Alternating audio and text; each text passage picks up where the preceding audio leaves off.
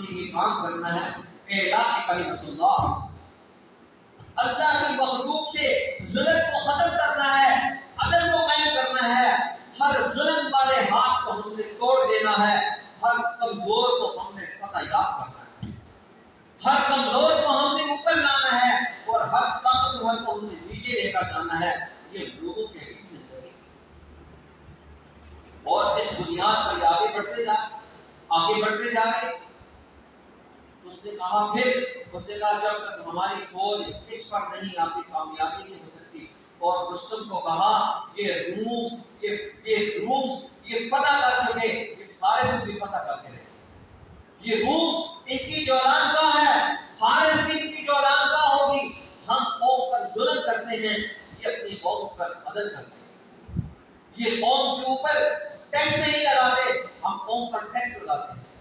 اور یہ قوم پر طرح طرح کی مصیبتوں اور آزمائشوں کو قائم نہیں کرتے، ہم ہر لمحہ یہ سوچتے ہیں کہ کسی غریب کا کوئی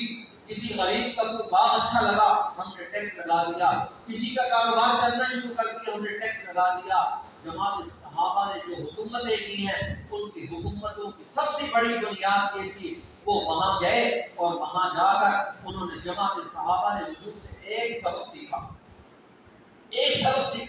وہ سبق یہ تھا، بشرا ولا تنفرا، یسرا ولا تعسرا، خوشخبریاں سنانی ہیں، نفرتیں نہیں پیدا کرنی،